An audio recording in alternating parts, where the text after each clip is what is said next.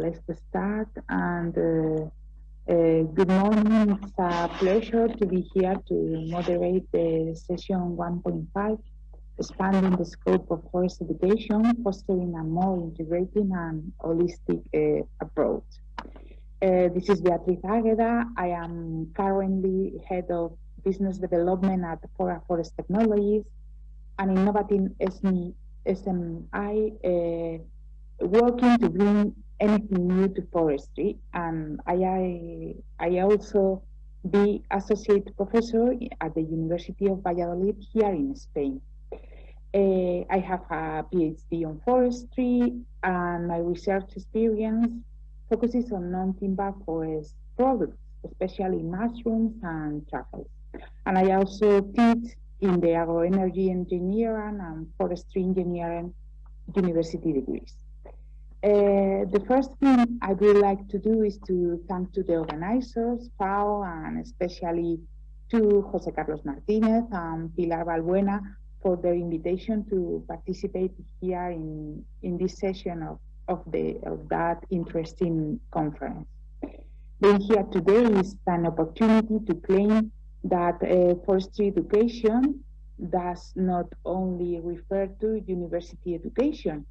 Education should be promoted to integrate contents related to sustainable forest management in a cross-cutting manner at all levels, from early childhood education to the high school. In Spain, the forestry sector and the sustainable forest management are almost non-existent in the different educational stages and do not provide a real picture of the forestry sector and its woodlands. Often, the forestry sector is not even mentioned as belonging to the primary sector. And forest and its products are mentioned very briefly, and in some cases where they are mentioned, they are associated with deforestation, with a negative connotation attached to destruction. Recording in progress. Of timber. There is no doubt that children and young people should be aware to the deep links between people and their environment, in which forests play an essential role in the development possibilities of the territory and in the conservation of the natural environment. These reflections are not only of my own, but are based on those made by a large group of women in the Spanish forestry profession, so-called Mujeres Forestales Estupendas, which brings together all types of professionals in the sectors, and to which I belong along with one of today's speakers, with Sonia, Roig. These women are calling for the forestry profession to be brought closer to society with an holistic and integrated approach, highlighting the important role we play in the conservation and enhancement of ecosystems. To discuss about this key topic, 4 leading experts are here with me today. All those are going to talk about their interesting experience here in Europe. Just remember that every of you could send us any question that the speakers and myself are going to solve at the end of the presentations. So let's start with Felipe Bravo. Felipe is professor in the University of Valladolid, and the president, and also he is the president of the Spanish Forestry Science Society. He's going to tell us about their experience with the Data Forest Master, a data science-based forest management master, which integrates both the public and private sectors. Felipe, please.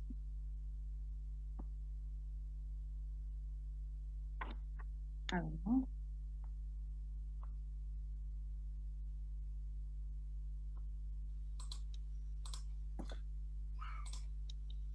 Good morning.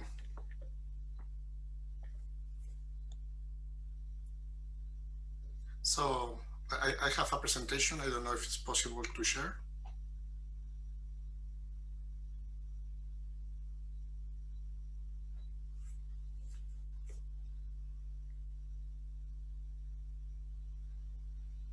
Can I share by myself, or Robert can share for me?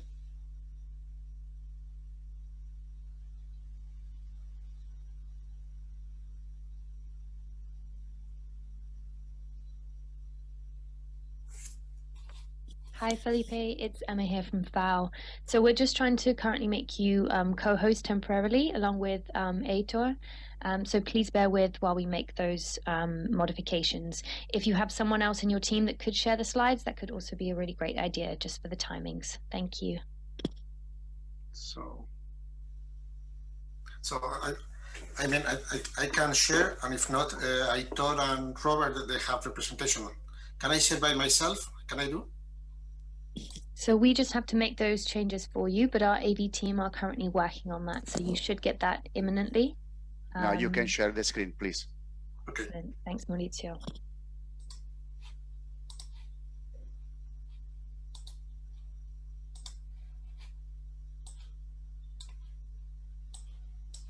Okay, thank you very much, Anna. And Felipe, when you will. Okay, thank you. Thank you very much for the invitation to present our experience with Data Forest Master, which intend to bring data science to forestry sector. As has been told before, there are a huge amount of data out there about forest, and this data amount is increasing dramatically every year. So we think that is needed within the forestry sector, the capability not only to use the data, also to define the software to use the data. For that reason, we present that experience that we conduct during the last 5 years at the University of Valladolid. So, which is our basis? Our basis is international learning. We have students and opportunities to learn in 4 different continents, in Africa, America, Asia, and Europe, where our students come from, and also where our students can go to explore different ecosystem types. I think that this is important. It's not only about a variety of data, it's also a variety of ecosystem, social condition that has to be explored. So the other pillar of our master is sustainability. So we think that it's not only about high techs and how we apply high techs, it's also about the roots of our profession. So sustainability in a world in change has to be included. We have some courses, some topics that cover that part. Also, we have the opportunity to do double degree. So we mix very well with other programs. We have a double degree with Agro-Paritech and with Vietnam National University as well. So our students can have the opportunity to explore in other academic environment, both in Europe and in Vietnam, the forestry education as a whole. So what is the purpose of the use of data science? So we want to understand and improve our relationship with the planet. So it's not only about to use tools to understand, it's also about develop innovative methods and approach to ecosystem management on the base of data science. But this is useless if we don't connect with the employers, with the public and the private sector. So we have a strong link with the private sector, with different companies and organizations where our students train and after they graduate can work with increasing success in their professional careers. So we think that it's really important to put all these data science skills into the sectors. So you have here some of the courses that we have that included different courses, different topics that we use. Is a mixture between elective, compulsory, and applied topics.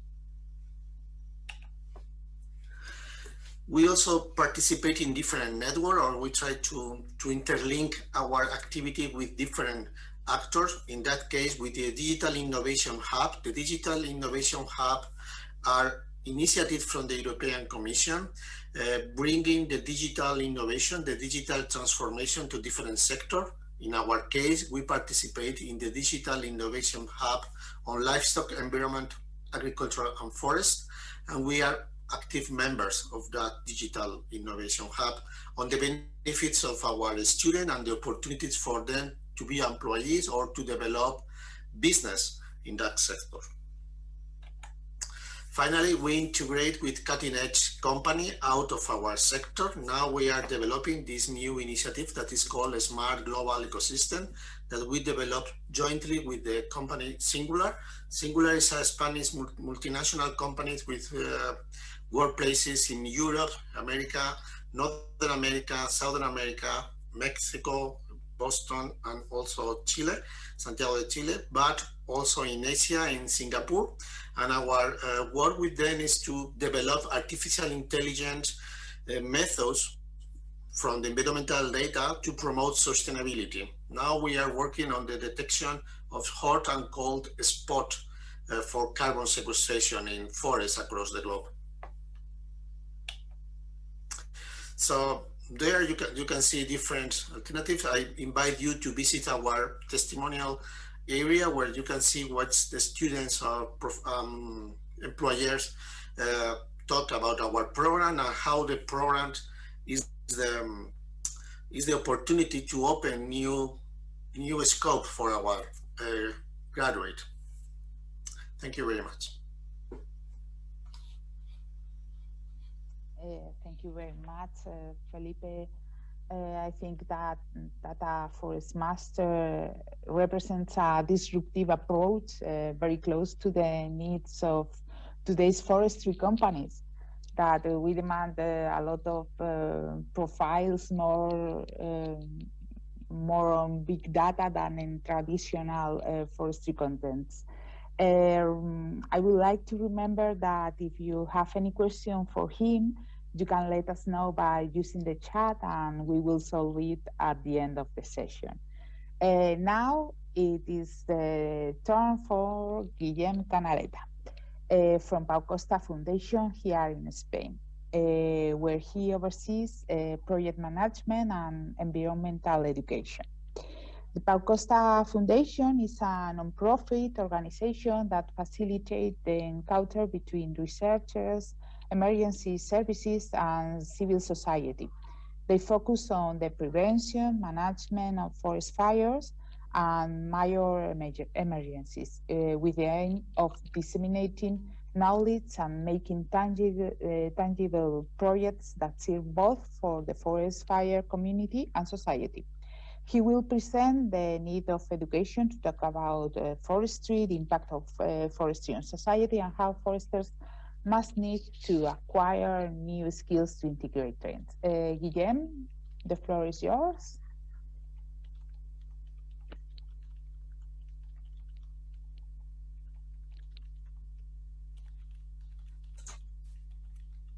Okay, thank you. Thank you very much, Beatriz. Can you put my presentation on the screen, please?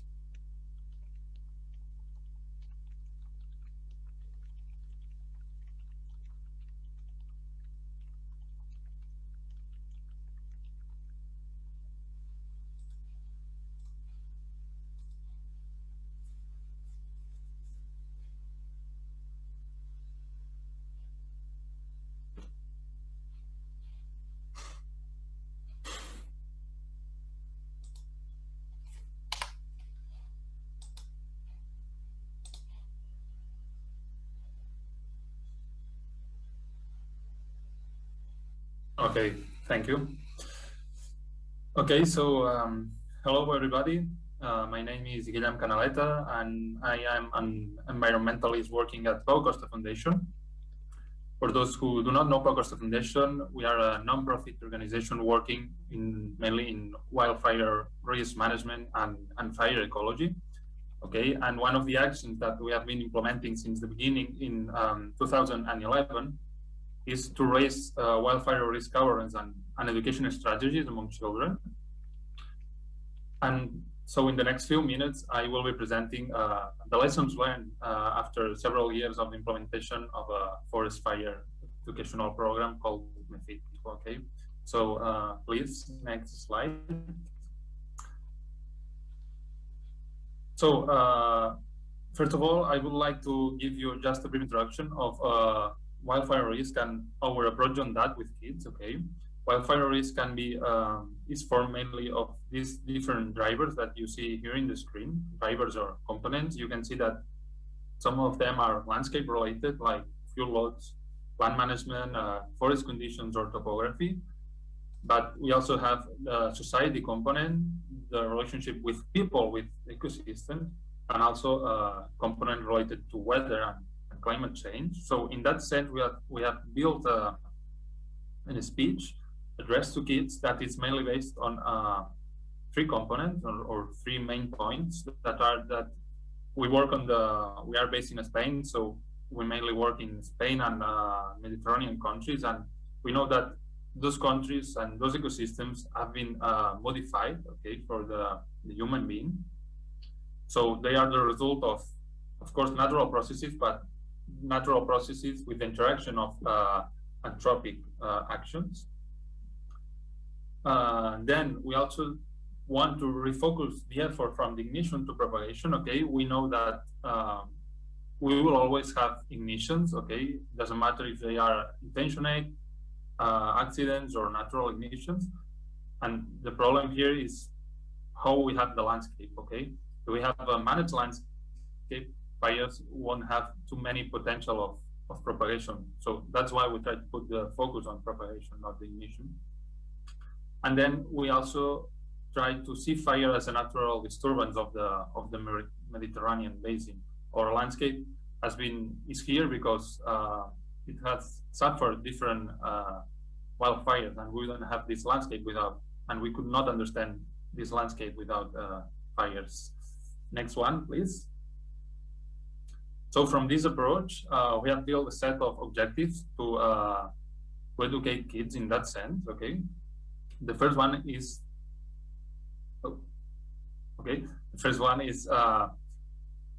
to give them an appropriate and sufficient skills to see forest fires from a critical point of view. Okay, then this critical thought must be maintained over time with an attitude of curiosity.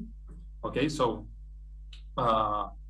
we implement the action by asking them questions and trying to foster that. Okay, we can't and we don't want to give them all the answers, because sometimes it's better to give a question open and give them the opportunity to find the answer by themselves. And this way is how we try to raise interest on them in terms of forest and forest fires. Then the third one is to naturally acquire active environmental citizenship values. Okay, we are aware that most of children won't become firefighters, won't become forest engineers or land managers, but we know that all of them will make decisions in the next few years as adults that will have a direct impact on the climate and the landscape. So what we try to do is to make them understand that their choices, for example, it's not the same if they buy products near to their home or a product on the other part of the world. Okay, and they must understand that. And finally, we present forest management as a tool for the prevention of large forest fires. Next one, please. So the ITTO program is the educational program that we have been implementing for more than 10 years. It is the result of the capital letters of Mediterranean, Forest, Fire, and You. It doesn't work in English, but it works in the original name in Catalan. Sorry for that. And the main objective is to raise risk awareness among them, and in the end, teach them that they live in a Mediterranean ecosystem and fire is part of this ecosystem. Okay, so the program has 3 main parts. The first one is the activity in the classroom. Then we have a forest fire workshop, and we end up with a field visit. And in the next slides, I will explain one by one this part. Next one, please.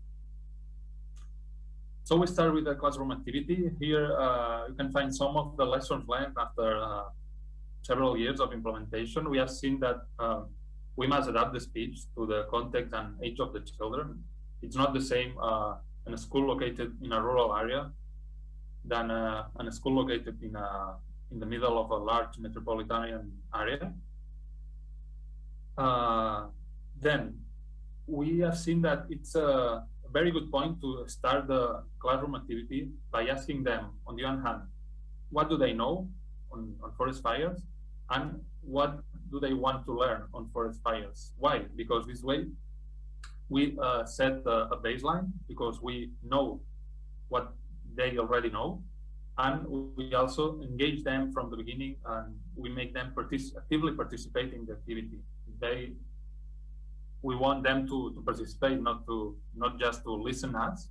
And this way, by the different questions that the same students ask to us, some other students know the answer. So in the end, we try to foster and moderate a discussion between them, so that other students can, or other kids can explain what they know about the questions of other kids. So in the end, it's about guiding the learning process. And we have seen also that it's key to make presentations by using local examples. And the most clear example is to talk about recent wildfires near the area. Next one, please. Then the next activity is a forest fire workshop. In this case, we built 2 paper scenarios with paper trees made by my kids. These scenarios represent an unmanaged forest and a managed forest. So then we light fires to both the scenarios, and children can see by themselves how faster burns the unmanaged forest comparing to the managed forest. Okay, and apart from that, the unmanaged forest completely burns, while the other one usually burns only a few patches. And this way we are transferring them knowledge through the observation, not to explaining them all the time what's happening. And for the younger ones, okay, because we have been implementing that from 6 to 12-year-old, more or less. For the younger ones, we have been using puppets to create a story of 2 different towns that one of them manages the forest and the other one do not manage the forest, and they see what happens when the fire comes. Next one, please.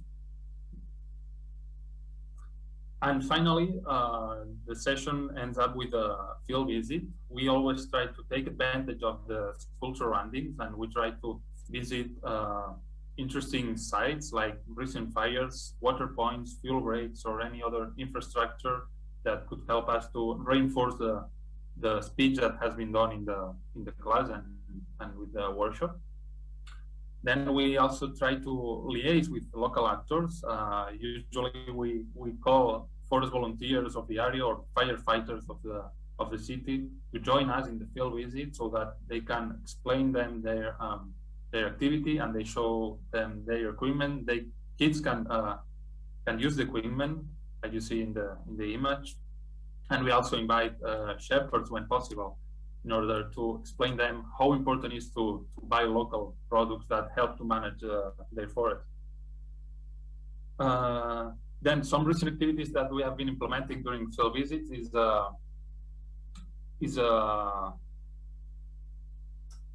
a collective paint made by ashes of a recent fire. Okay, and this way, through art, we can refresh concepts that have been explained during the whole day. And we also have some fire benefits game. Actually, this is the last part of the activity. It's in the afternoon. They are already tired, so we try to have more easy activities at the end. Next one, please. And yeah, this is the whole structure of the MEFITO program. But for the time being, we have been implementing that. This program has been implemented by the Pau Costa Foundation staff. Okay, so we are in the process of finding and developing new strategies to scale up the project. For example, to have a more widespread impact, of course, on the society. And some strategies that we have been working on are training for educators. Okay, like an educational guide that we have developed, and an online course for educators as well. As mentioned, we try to engage with potential actors, okay, and I would like to highlight the important role of forest volunteers or forestry centers in that sense, that could be a very active actor in implementing the initiative in their area of action. We also have cartoons. We have 8 episodes of a series called Mefito and Hara. It's a goat and a wolf that explain different concepts of wildfire ecology, fire history, fire prevention, and so on. It's a good way to reach more schools by using that. And we finally work on a volunteer list with the format of a database with their profile and address, so that we can call them anytime we go near them in a school, so that they can join us and provide or perform the workshop or provide their phone of food to the kids. Next one, please. And yeah, okay. And with this slide, I finished. Some important conclusions that we see after the implementation is that resilience will be key under climate change context. Okay. So at the end, it's important to give them knowledge, but it's more important to give them enough tools so that they can be able to adapt to new situations and contexts, especially in the posed by climate change. So we must give them tools to be resilient. We also have seen that it's important to foster their emotions and intuition. And for example, with the art activity that we do with the ashes, the art center is located in the right hemisphere of the brain, and which is the same hemisphere of the emotions and intuition. And this way, it's a good way to try to foster their curiosity and emotion. And finally, we want to encourage children's interest, and a good way to do that, I already mentioned that, but is to leave open questions and not answer them all the that they have, because this way we give them the opportunity to find their own answers and gain interest on the topic. And yeah, this is everything by my side. Thank you very much.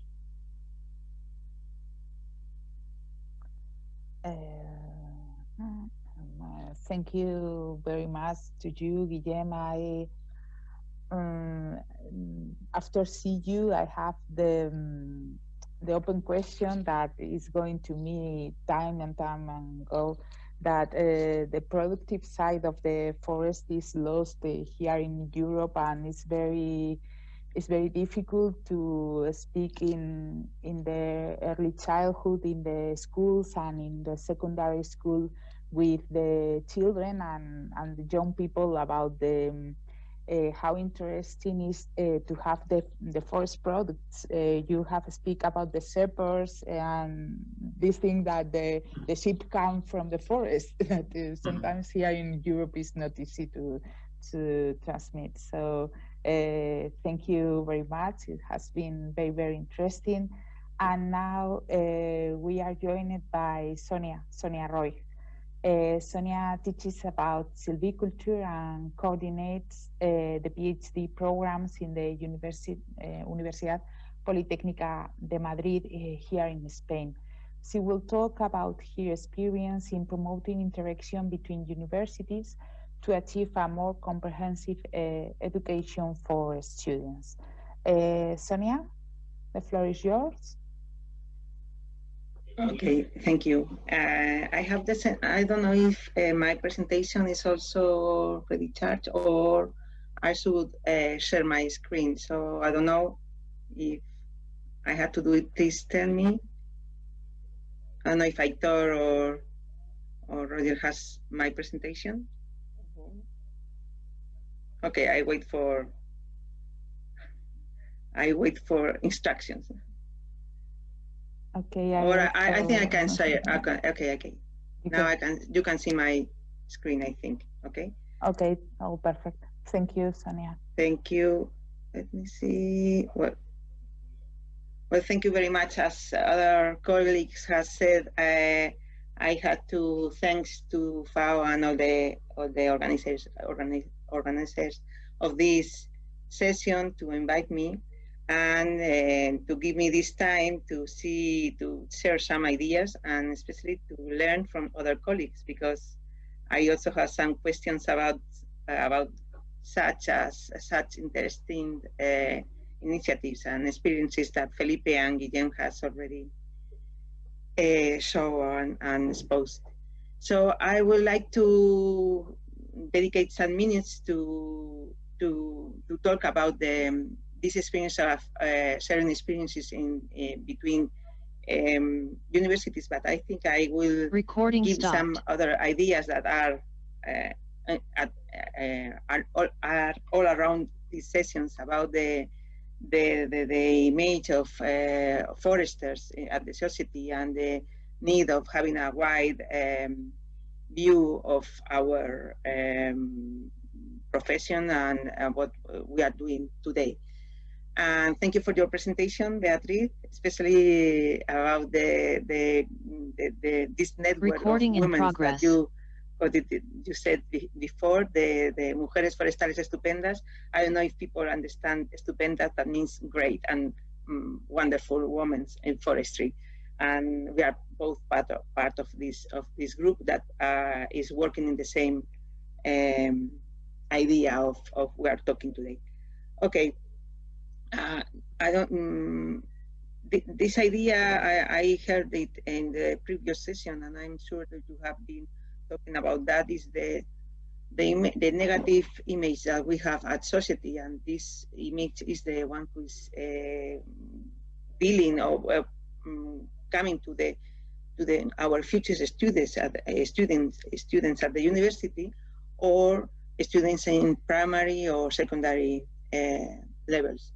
The idea of this negative situation of our forests, that people is very worried about the deforestation at any place. When we know, excuse me, but I will talk more about Europe, but in Europe it's not such a problem as Guillem has shown relating with forest fires. And this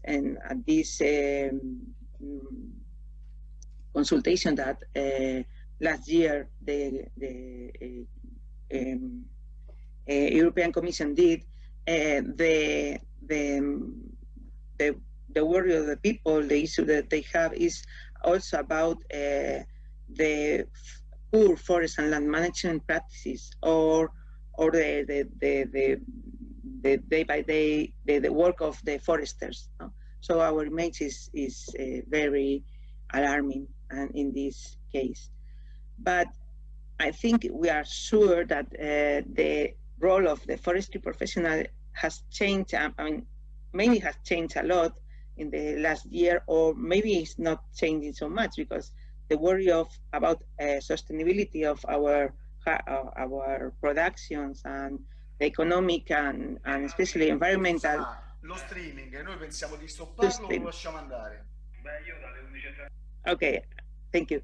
This is the worry of the guarantee of sustainability of the economic from an economic, environmental and social point of view has been since the beginning of our work and studies. So from this idea of timber production, we still have this product as one of the main ones, but the idea of the forestry profession today of professionals is more modern professional, worried and working with all the territory, not only timber production, but as we know, it deals with a lot of products and service that we get from the forest. So this is the new role. I mean, we have been doing all that for a long time, but maybe this is not the, oh, sorry, I don't know what happened. You cannot see my screen, can you? Just a second again. Okay. Sorry. And in this way, I think it is very important to transmit this image of the need of our this image of our work that deals with an holistic management of all kind of forest lands, including rangelands or even pasture lands, or what we call socio-ecosystems. I really like this image that this is from Spain also, but I think that reflects very well the complexity and the high number of elements that we have to manage in our work. Deals with forests, but also with rangelands, also with pasture lands, also with animals that are there in many places. It depends on the country. And especially, I really like that because here we can find the shepherd that Guillem also talked about then in the previous talk. And if you see, the dog is also another symbol of the management of animals and all these territories and ecosystems. And if you don't know this, what's that? I mean, this is as you can see, it's a forested landscape, but it is divided in different pieces through these pieces of this.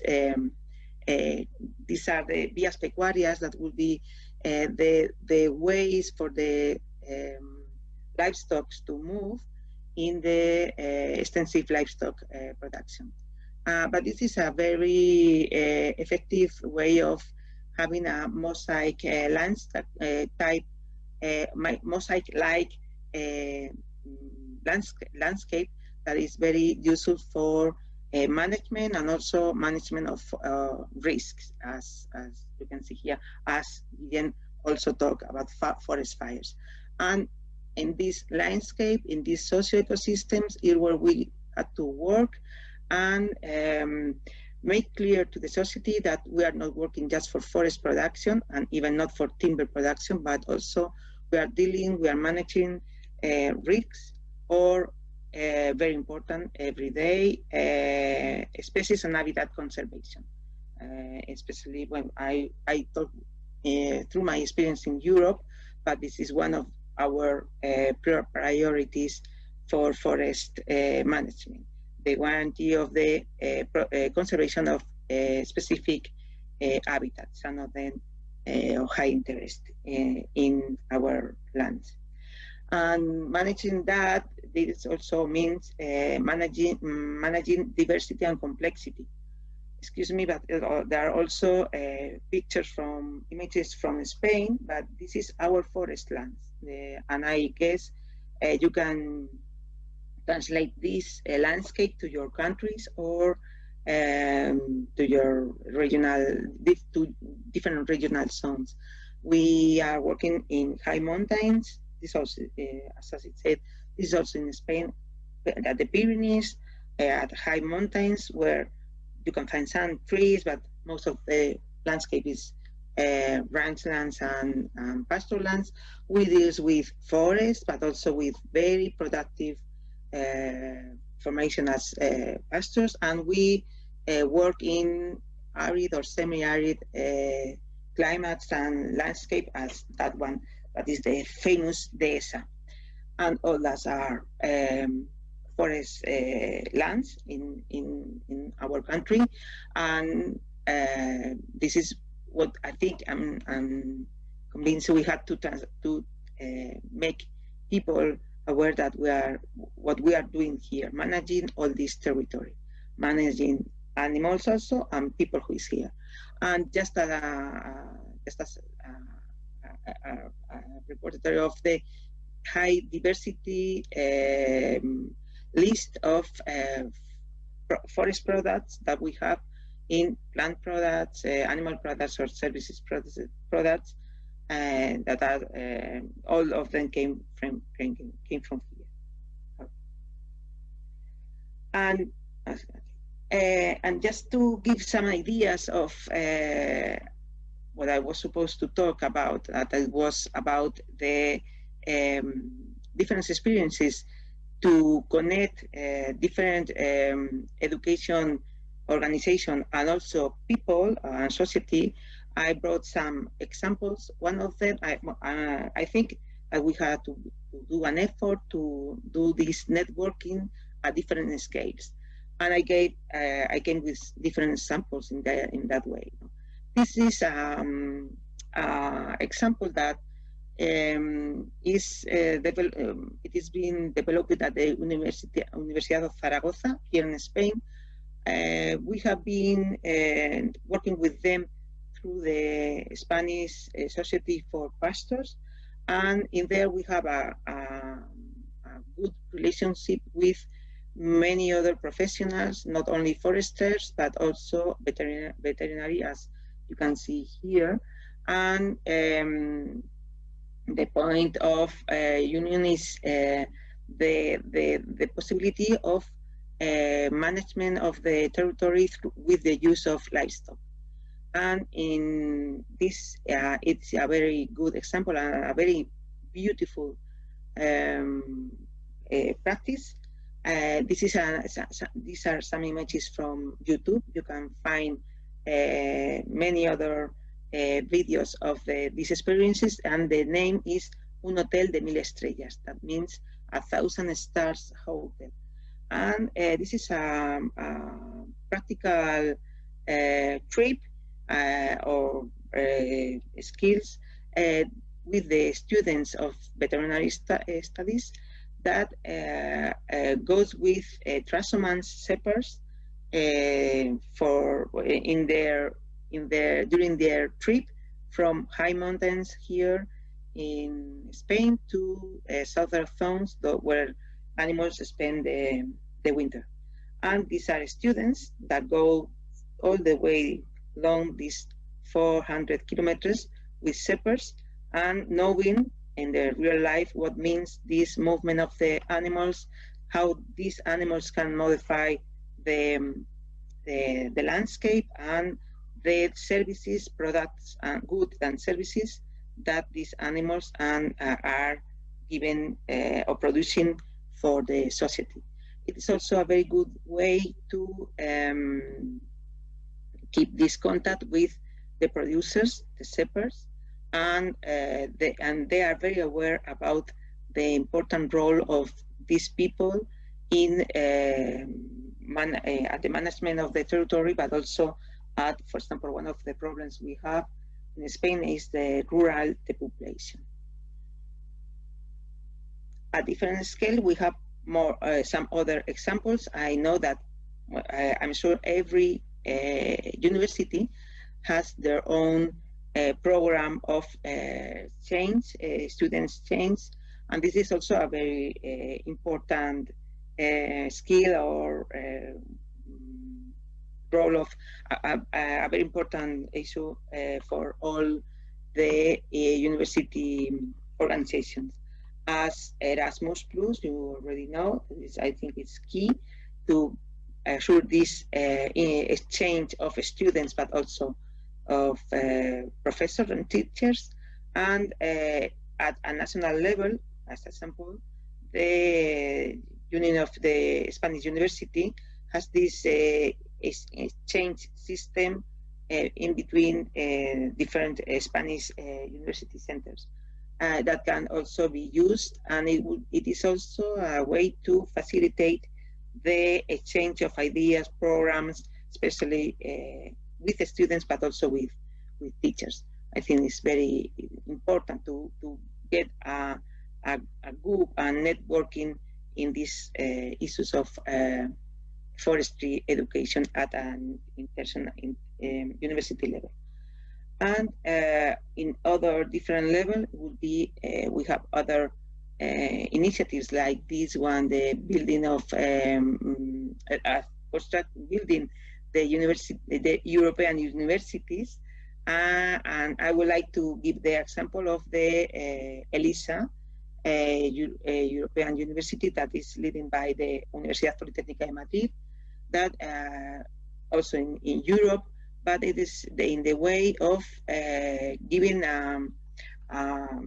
having a community at the European level and to assure that students and teachers will be working together in different countries and will get different recognition and mentions, and that will be, I'm sure, the way of working at the future or and in the present, at this networking and a regional level. I invite you to get into this web page, ELISA. ELISA is also the name of the first female engineer in Europe, and that gives the name of this project. And I think it will be very interesting to see the way of building communities, and in there will be a forestry community also to work in that way. And okay, thank you very much for your attention, and I hope we have some time to answer questions afterwards and to have this debate. Thank you. Thank you very much, Sonia. Such an interesting experience, and I have seen that Guillem is answering some questions here in the chat. It's okay, but I have to remember that if you have any question for Sonia and for Felipe, for Guillem, and also for Julia, that is our next speaker, you can let us know using this tool, the chat. Let's go ahead with Julia Christian, that she's a lawyer trained in the UK and US, who has been working with FERN for 7 years. She specializes in climate and development issues and has worked on forest policy in West and Central Africa, Central America, and Europe. Her current focus is on youth forest and climate policy, community forest, and cocoa production in West Africa. She will talk about her experience in working to position environmental and forestry issues in politics, and also about the need for forest management to be understood by other sectors. That is quite important. Julia, the floor is yours. Thank you, and thank you. It's very interesting to hear the discussion so far. So it's not the people that I normally talk to, so it's very interesting to hear your perspectives. So yes, I work for FERN. We are an NGO specializing in EU policy relating to forests and human rights. And we work on EU policies affecting forests both inside and outside Europe. Inside Europe, we work on trying to promote forest restoration within Europe, as well as trying to reduce incentives for biomass that are destroying forests in Europe. And then outside of Europe, we are campaigning for a new law that would ensure products we're bringing into Europe, like soy, palm oil, cocoa, are not driving deforestation in other parts of the world, as well as for EU trade agreements to contain enforceable protections for forests. So that's basically what we're doing. So a very interesting topic of this panel. It's not something I have thought about. It's not something I work on directly. So it's been interesting to think about what sort of personal experiences I have as an NGO participating in forest policy making at the EU level for nearly 10 years now. So I would maybe like to offer a critique. I was going to say it's a forestry education, but actually from the interventions I heard today, I realized that forestry education is quite holistic. And I think maybe the issue is more the way that forestry education is treated within the EU policymaking sphere. And I think I find it particularly to be true for some reason when it comes to European forests. I don't find it to be so true when it comes to, at least from our side, although it may be different within tropical forest countries, I don't find it to be as true when we're talking about tropical forests in Europe. But the issue really is an excessively narrow conception of what is forest education.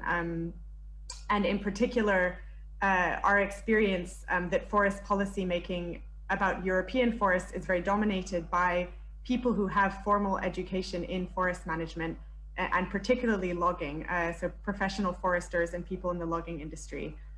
This is particularly true when it comes to Sweden and Finland, who are quite dominant also in EU policymaking, because they have big forestry industries, and the government has a very close link with the industry, and there's a lot of sort of crossover between the two. And they tend to have this sort of common training in forest management, particularly for timber. This causes two problems. I'm sorry, by the way, that I don't have slides. That would have made things easier to follow, but I don't have them, I'm sorry. So this domination of policymaking by those sort of educated in logging causes two problems. Firstly, it promotes within policy an extractivist view of forests, i.e. one that is based around logging.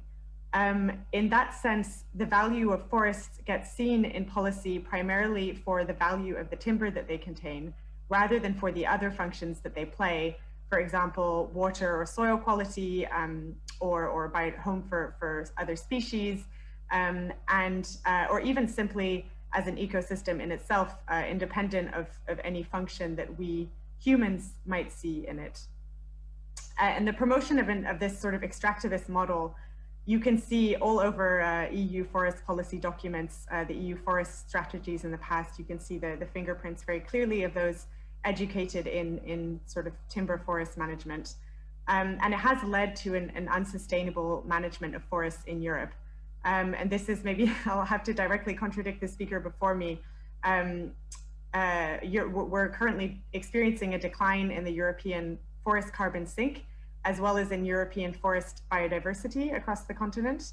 And maybe I can explain why we might have different views of that. I think this actually is linked to maybe an excessively timber or forestry centered view of forests. It actually comes back, interestingly, to the FAO definition. So according to the FAO forest definition, and as the European Commission says frequently, the European forest area is apparently increasing. The reason for this is that the FAO definition does not make a distinction between monoculture plantations and natural forests. And so what we are seeing actually across Europe is the conversion gradually of what used to be more biodiverse, something more age diverse, something more like natural forest, towards something that resembles more monoculture plantations. And this is being hidden from policy because of this definition, which doesn't make a distinction. And I think it's a very good example of what happens when forest policy making is dominated by a timber-centered forestry education. What we're seeing is that European forests, yes, they are growing in terms of the amount of timber they can provide, but on nearly every other indicator, they're getting worse. And so this forestry-centered approach is sort of hiding this phenomenon, and that's a problem. I think the second problem that comes out of the domination of forest policy making by timber forest management education is that other forms of knowledge or education about forests, such as ecology or indigenous knowledge or anthropology, are not valued or undervalued. One particular maybe personal experience that I have of this is an interesting, maybe gendered aspect. So this is something I really notice in the EU forest policy scene, which I'm not so much part of. I work more on tropical forest policy, but my colleagues who are all women work more on sort of Brussels policy about European forests. And in those discussions, the foresters who tend to occupy the more powerful positions, such as policymaker or industry association, they are very, very, very much heavily older men. It's nice to see a female forester on this panel, but at least in Brussels, you really see a lot of Swedish and Finnish older men. And the NGOs are very much, much more likely to be younger women with a background not in forestry, but rather in forest biology or ecology or anthropology, political science, etc. And I find the dynamics in these discussions to be very interesting and quite shocking. It's as a sort of outsider to those discussions. I don't know how many of you are familiar with the term mansplaining, but that you really see a lot of that in those policy spaces. You see a lot of these sort of predominantly male foresters talking down to, interrupting or belittling my colleagues, and again accusing them of being ignorant, emotional, not knowing what they're talking about. And basically what they're doing is they're using their technical knowledge and qualifications of the science of logging to claim authority over decisions about forests and exclude other points of view. And of course, it's true, they do know more about how to manage, manage timber extraction and do that over a long period of time. And I don't at all want to discount that type of knowledge. I think it is valuable. but it's not the only type of knowledge about forests. NGOs or people trained in forest ecology, for example, or biology might know more about how bird populations or mushroom populations react to certain changes in forest management, or they might know more about the history of land tenure conflicts between the different local communities in the local area. All of those types of knowledges are very important in deciding how humans should interact with that forest, but some of the knowledge is valued more than others. The second aspect I would like to highlight is that this can also have a racially exclusive or economic class exclusive aspect. And I think a positive development that we've seen recently is in international climate policy spaces, you're now seeing Indigenous groups pushing for language on recognizing Indigenous knowledge. And I think this is really positive and important, because what it touches upon is it has been a tendency over centuries and as part of the process of colonization to prioritize sort of formal Western education over Indigenous knowledge. And one of the biggest places that this has happened is in forests. This sort of narrow sense of what is forest management education makes it easier for the educated to decide what happens to forests. And at the same time, local communities' very deep knowledge of their own forests is devalorized or seen as not economically productive or not scientific. And in tropical countries, this hierarchization of knowledge has certainly been part of the process of colonization, and it continues to this day. Those of us who are trying to advance forest management or forest land ownership by communities who are often sort of dispossessed from the forest lands that they live on, are constantly running into this problem where this very technical view of what constitutes forest management leads to communities being seen as incapable of managing their forests or needing help. I can maybe give an example from Mexico, which I'd like to share because I was invited today by Reforestamos Mexico, who I spent 6 amazing months with studying community forest management there. I interviewed many people about community forest management, and an interesting conversation I was having was about the role of the forest engineer, which communities are required to have in order to be able to sell their timber. And of course, they do actually need the forest engineers because they don't have the capacity to manage a forest in many cases. But from interviewing many people, I learned that actually a big part of what the forest engineer has to do, unfortunately, is just navigate these very technical requirements that are required by the law, these very complicated forest management plans, which I understood were excessively complicated for what was needed to actually manage the forest. And the complexity of these requirements made it impossible for the communities to actually really understand what was going on or be very directly involved. And it made them very reliant on these forest engineers that did not always have the community's best interest at heart.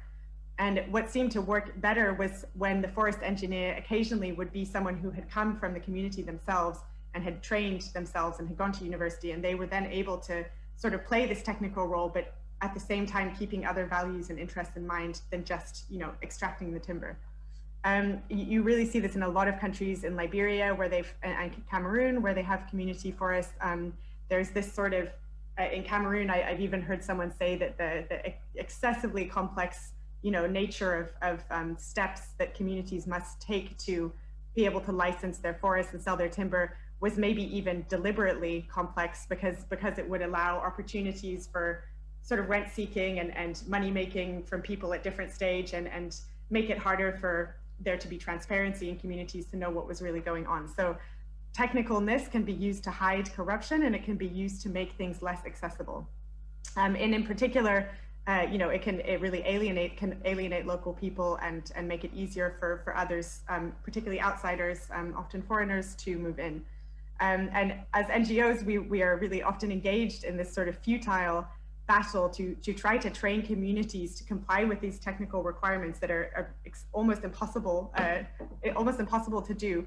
And I wonder, why don't we question the technical requirements? Do they need to be so technical? I mean, obviously some degree of management and rational sort of long-term planning is absolutely needed. I don't question that, but sometimes I think we have to ask ourselves, why are these requirements so technical? What are they? What purpose is that serving? So yes, that's really where I would like to close, to just put on the table that I do fully see that forest management education serves a very important purpose in terms of logging sustainably, which you know, we need timber, we need to log, it needs to be done sustainably. And I have a huge respect for those who are trying to do that and who are trying to educate others in doing that. But I would like to put on the table that in its current form, forestry education, at least as it's being treated in policymaking, can sometimes be harmful because it promotes an extractivist and often unsustainable model of forest management. And secondly, because it serves to exclude marginalized groups, such as poor and indigenous people, especially women, from making decisions about their forests. So I would like to close by asking the question, how can we move towards a forest education that truly valorizes and treats as equal all forms of knowledge about forests? Thank you. Okay, thank you very much. I think that all your reflections are timely, Julia. And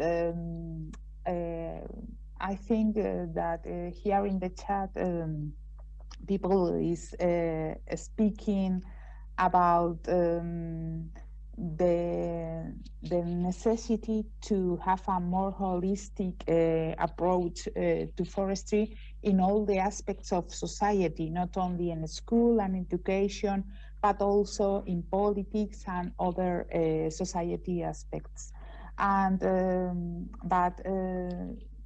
prior to finish this session, I would like to share with the speakers some questions and that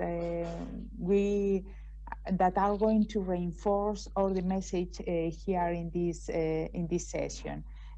First of all, I think that all the things are changing all the time. Things are changing, but are changing quickly. But where do you see a forestry professional working, influencing in this new context? Maybe that this question should be addressed to Felipe and Sonia, that works with in the university with university students for future managers of our forest.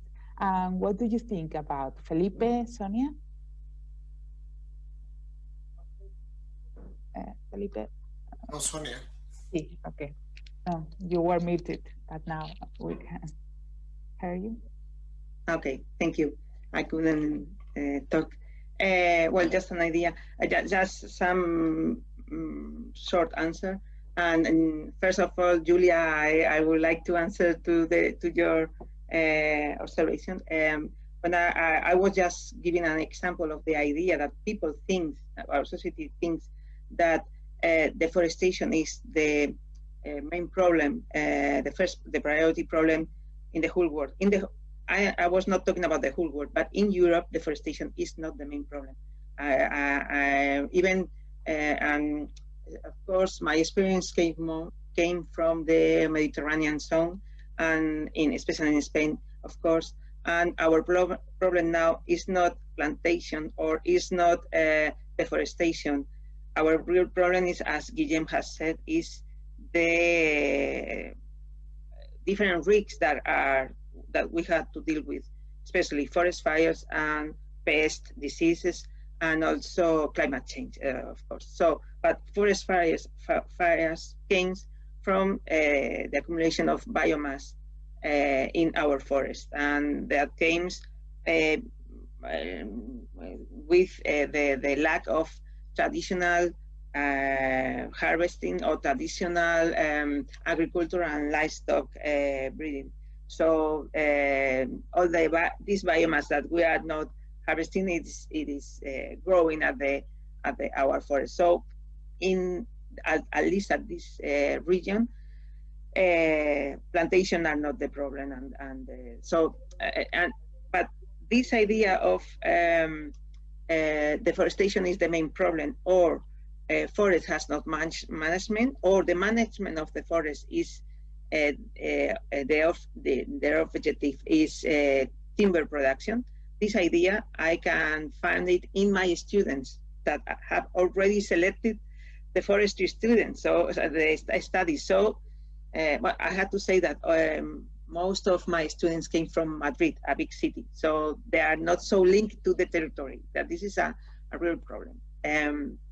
But so that was that idea. And I think that, or I try in my talk to stress the importance of this holistic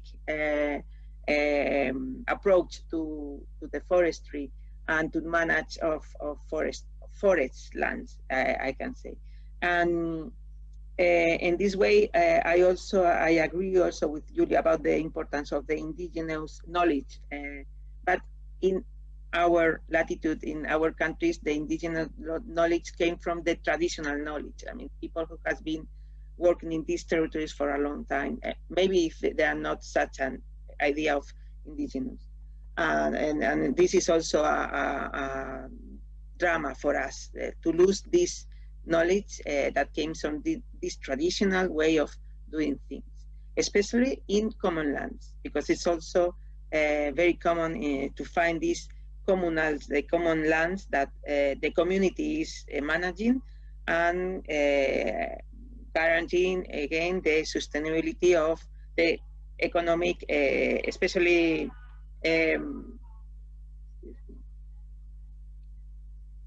I have a daughter who is graduating today, and I have I am connected to see her. Sorry, so that was the music. Excuse me. So, and after that, I will answer to your question, Beatriz. I really think that the foresters of the future should be this holistic, or at least a professional that has this integrate view of the territory. I mean, it's not. We have to have in our minds the more than 150 products that FAO recognized from the forest as forest products, non-good forest products, services, etc., and the way of managing all this socio ecosystem, and to see that it is the same thing that we have to do: produce these natural resources, especially services, and guarantee their conservation. So I think that this is as I'm sure all of you think, keywords to send to the society and to fix in our studies. Sorry about the long talk. No, I think I agree with you, and I think that that hearing Julia, hearing Guillem, hearing also Felipe, and hearing you, that here in Europe we have a problem that is the urban approach to forest. Mm-hmm. And maybe that there are many times that people do not know where the things come from. So the one and the main product of forest is wood. That is true. That it's true with the European approach, but there are a lot of ecosystem services. There are carbon stocks, there are non-good forest products, there are a great variety. I have seen your presentation of the tree with all the forest. Guillem also have talked, and Julia also have talked explicitly about this, but maybe that most of the times foresters we are not able to transmit this to the society. And this is a problem, I think. I think our main products are services. I mean, the regulation services. And afterwards, we had a lot of things, but this is our main goal, no, for forest.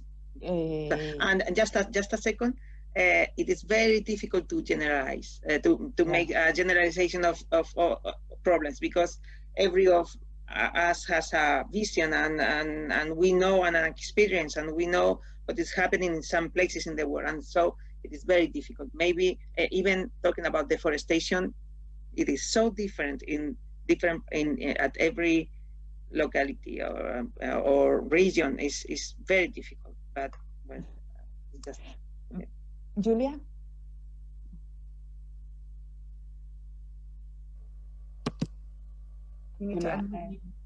Okay.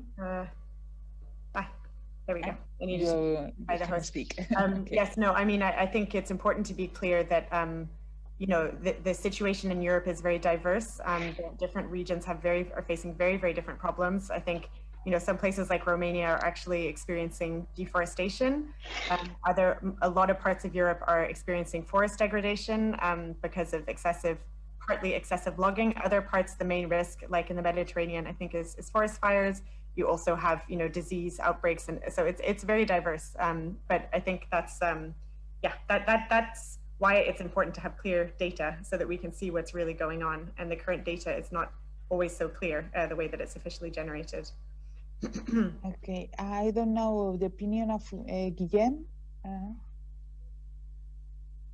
Would you like to say anything around this topic, Guillem? Yeah, thank you. Yeah, here I would like to highlight that it is key to transfer to society the importance of buying locally, and in that sense, yeah, I think that we can promote this knowledge and tell society how things are, and that when we buy food, we can be promoting homogeneous landscape result as the abandonment and intensification processes, and this is a kind of landscape that I think that we do not want, because they are fully focused on food production. And we have to tell them that there is another kind of landscape that we can promote through our food choices, which is a mosaic landscape, heterogeneous landscape with multifunctionality, that is a result of wiser choices of buying locally, promoting, for example, local agricultural products or meat or dairy products that has been produced next to our homes. And I think that here butchers and restaurants have a large potential of transferring this approach to the customers and to society. It's a very low-paced work. I mean, it's has to be done step by step, but this way I think that we can reach a lot of society. Yeah. And here in Spain, we have another problem that neither Felipe or Sonia or Guillem has highlighted, that is rural and land change. The use of land has changed, and most of the times we are not linked to this use of the change. I live in a small town, neither Madrid, neither Zaragoza, neither Barcelona. I live in Soria, and I am married with an agriculture. But most of the times, the fellows of my little children do not know anything about agriculture, and we live in a small town. And so I think this is a very high problem. No. So we have to work for this, and maybe that when the students choose our titulations for high school, do not have the real image that what is a forest. It's an image from the urban perspective, without doubt, for me. I don't know if you agree or not with this affirmation. Here, I think it's important to liaise with other professionals like pedagogists, for example. Yeah. They have tools to make programs and strategies to transfer this knowledge to children. Yeah. In my opinion, field visits are a key point that sometimes are forgotten in the educational program. Okay. Yes. So we have only 5 minutes left. I will like to remark some of the things that you highlighted. I will try also to summarize more or less. If you have any point, you can let us know. And first of all is that we know that forest ecosystems are so complex, and now we have a lot of IE tools that the ones that Felipe showed us at the beginning of the sessions, and people do not know also that foresters use a lot of IIT tools, and this is I think another key message transmit for society. But because sometimes when we talk about forestry, we imagine a man with an axe going for wood in the forest. And also that there are risks at woods, mainly in the Mediterranean regions. The main risks are fires and pests and so many disturbances.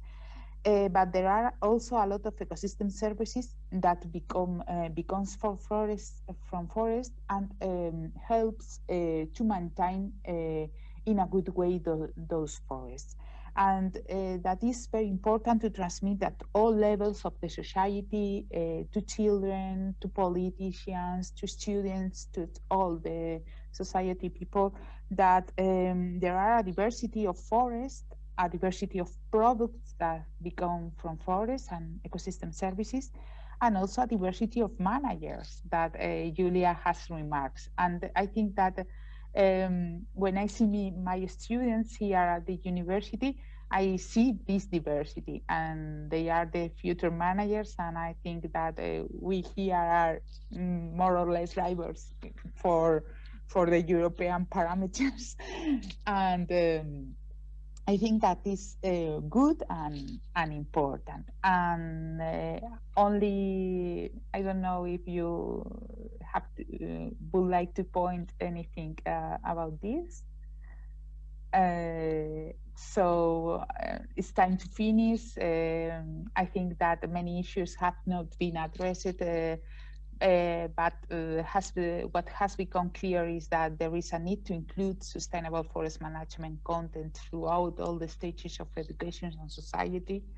But little by little, we will achieve this. It only remains to me to thank again the speakers, the organizers, and of course, all the attendees. Thank you. Bye-bye. Thanks a lot.